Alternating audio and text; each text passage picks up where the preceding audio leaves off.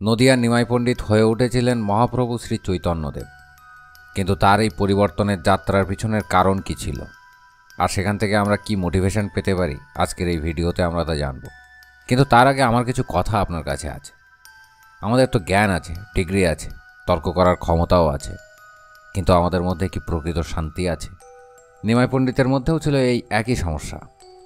অসাধারণ প্রতিভা, তর্কশাস্ত্রে অদ্বিতীয়, কিন্তু ভিতরে কোথাও না কোথাও একটা অস্থিরতা বোধ করতেন তিনি। বোধ করতেন একটা শূন্যতা, যে শূন্যতা আমরা আজও অনুভব করি প্রতিদিন প্রতিটা সিদ্ধান্ত নিতে গিয়ে। এখন প্রশ্ন হলো, এই শূন্যতা ভরা যায় কিভাবে? শুধু জ্ঞান দিয়ে নাকি প্রতিপত্তি দিয়ে? আসলে কিন্তু কোনোটাই ঠিক নয়। চৈতন্য মহাপ্রভু আমাদেরকে দেখিয়ে গেছেন শূন্যতা ভরে ভালোবাসায়, প্রেমে, নম্রতায় আর সত্যের পথে হেঁটে। চলুন তার জীবনের আলোয় আমাদের জীবনটা একটু দেখি। নিমাই পণ্ডিত ছিলেন ভীষণ বিদ্বান, বিতর্ক তার রোজকার খেলা, জেতা ছিল তার অভ্যাস। আমাদের সাথেও তো এই একই ঘটনা ঘটে, তাই না? জ্ঞান বাড়ে, ক্ষমতা বাড়ে, সাথে অহংকারও বাড়ে। কিন্তু জ্ঞান যখন অহংকার বাড়ায়, তখন সেই জ্ঞান বোঝা হয়ে যায়। আসলে জ্ঞানের সাথে যদি ভালোবাসা যুক্ত না হয়, সেই জ্ঞান কখনো মানুষের কাজে লাগতে পারে না। নিমাই পণ্ডিতের জীবনের মোড় ঘুরেছিল গয়ায় গিয়ে। সেখানে তার দেখা হয় গুরু ঈশ্বরপুরীর সাথে। অহংকার গলে গেল, আলো এসে ঢুকল হৃদয়ে। নিমাই হয়ে উঠল ধীরে ধীরে চৈতন্য। তিনি বুঝতে পেরেছিলেন, জ্ঞান যদি মানুষের দিকে ভালোবাসার হাত না বাড়ায়, সে জ্ঞান অন্ধকার ছাড়া আর কিছু নয়। আমরা যতই কিছু জানি না কেন, নম্র না হলে সেই জ্ঞান আমাদেরকে শান্তি দেবে না। জীবনের উদ্দেশ্য আমি নয়, উদ্দেশ্য আমরা। এরপর চৈতন্য মহাপ্রভু রাজপথে নেমে এলেন। নাচলেন, খাইলেন, কান্নায় ভিজে গেল গাল। মানুষ অবাক। নবদ্বীপের বিদ্বানরা বলল, এ এক পাগল। কেউ বলল ভণ্ড। আবার তার সঙ্গে কেউ কটাক্ষ করে বলল, শুধু সমাজ নষ্ট করার বিষয়। কিন্তু প্রেমকে তো আটকানো যায় না, প্রেমকে কেউ থামাতেও পারে না। ধর্ম, বর্ণ, দল, জাত সব ভুলে মানুষ জড়ো হতে শুরু হলো। রাস্তায় কীর্তনের ঢেউ উঠল। আসলে জীবনে আমরা যখনই নতুন কিছু শুরু করি, সমালোচনা আসবে, এটাই নিয়ম, এটাই বাস্তব। মহাপ্রভু সমালোচনায় থামেননি। যত নিন্দা এসেছে তত জোরে কীর্তন করেছেন। আর এটাই আমাদের জীবনের বড় শিক্ষা হওয়া উচিত।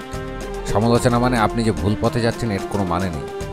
হয়তো আপনি সত্যের পথেই হাঁটছেন। নেতৃত্ব মানে শান্ত থাকা নয়, নিজের পথে থাকা এবং এগিয়ে চলা। সেই সময় নবদ্বীপের দুষ্কৃতী, মাতাল আর ঝামেলাবাদ ছিল জগায় আর মাথায়। তাদের নাম শুনলে মানুষ ভয়ে দরজা বন্ধ করে দিত। এমনকি কীর্তনের দলের মানুষরাও বলতো, ওদের ঠিক করা কারো পক্ষে সম্ভব নয়। একবার যখন কীর্তনের দল রাস্তায় যাচ্ছিল, মাথায় মাতাল অবস্থায় ভক্তদের মারতে গেল। নিত্যানন্দ প্রভুকে পর্যন্ত আঘাত করেছিল। ভক্তদের চোখে তখন ক্ষোভ, পরিস্থিতি উত্তপ্ত। কিন্তু ঠিক তখনই নিত্যানন্দ মহাপ্রভু অমর উক্তিটি বললেন, মেরেছিস কলসির কানা, তাই বলে কি প্রেম দেব না? এই বাক্যটাই মাদাহের বুকের ভিতরে যেন বিদ্যুতের মতো আঘাত করল। জীবনে প্রথমবার সে অনুভব করল, তার সমস্ত পাপের মাঝেও এমন একজন মানুষ আছে যে তাকে ঘৃণা করেনি। এমন একজন মানুষ যে প্রতিশোধ নেওয়ার চেষ্টা করেনি। জগাই মাথায় পরে নরম হয়ে গেল। দুজনে ক্ষমা চাইল, পরিবর্তন হলো। এটাই ভালোবাসার শক্তি। যাকে সমাজ ত্যাগ করে, মহাপ্রভু তাকে গ্রহণ করেন। যাকে মানুষ ঘৃণা করে, তিনি তাদেরকে ভালোবাসায় ভরিয়ে দিলেন। আমাদের চারপাশেও এরকম অনেক মানুষ আছে যারা সবসময় ভুল করছে, যারা আপনাকে প্রতিনিয়ত আঘাত করার চেষ্টায় থাকে, যাদের প্রতি আপনি ঘৃণা বোধ করেন। কিন্তু আপনি কি জানেন, একটি সুযোগ কখনো কখনো একজন মানুষকে পুরো বদলে দিতে পারে। যদি বদলাতে চান, তবে ঘৃণা দিয়ে বদলাতে পারবেন না, প্রেম আর ধৈর্য দিয়েই পারবেন। জগাই মাথায় তার প্রমাণ।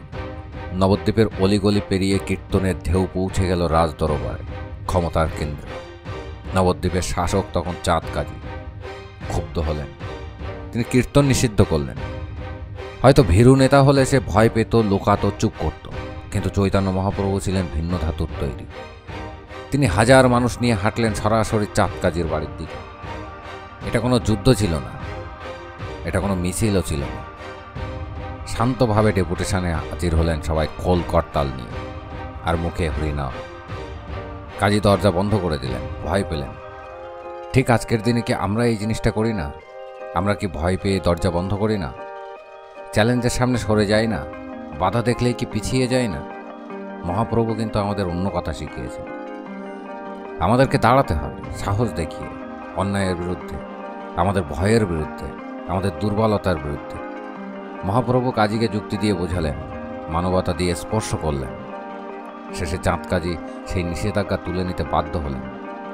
আসলে এটা আমাদেরকে একটা বড় শিক্ষা দিয়ে যায়। হিংসা দিয়ে কখনো জেতা যায় না, জেতা যায় ভালোবাসা দিয়ে, ধৈর্য দিয়ে, যুক্তি দিয়ে। মানুষকে মানুষ হিসাবে দেখে তবেই তার মন জয় করতে হয়। এরপর আসে জীবনের সব থেকে বড় ত্যাগের পালা।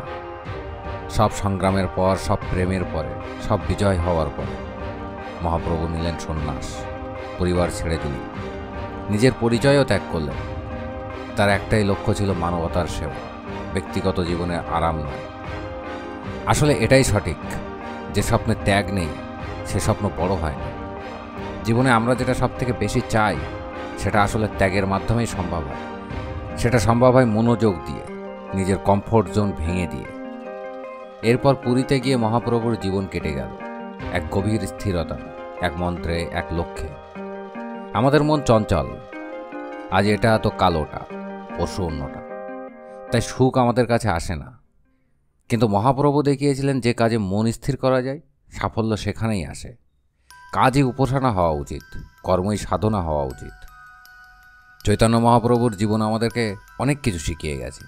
প্রেমই শক্তি, নম্রতাই বুদ্ধি, ত্যাগই হলো শ্রেষ্ঠ পথ, স্থিরতাই বিজয়। ঘৃণার পৃথিবীতে আপনাকে প্রেমের আলো হয়ে উঠতে হবে। সমালোচনার পৃথিবীতে আপনাকে হয়ে উঠতে হবে স্থিরতার প্রতীক। আর বাধার পৃথিবীতে আপনি হয়ে উঠবেন সাহসের মশাল। আপনার ভিতরেই সেই শক্তি আছে, সেই আলো আছে, সেই চৈতন্য আছে। তাই আজ থেকেই নিজের জীবনে একটি ছোট্ট পরিবর্তন আনুন। যে কাজে ভয় পাচ্ছেন আজই সেই কাজ শুরু করুন। যে কথাটি বলতে সাহস পাচ্ছেন না আজই বলে ফেলুন। আশা করি ভিডিওটি আপনার ভালো লেগেছে। ভালো লাগলে অবশ্যই লাইক, কমেন্ট, শেয়ার করে দেবেন। দেখা হবে পরের শনিবার ঠিক 5টায়। ততক্ষণ ভালো থাকুন, সুস্থ থাকুন। ধন্যবাদ।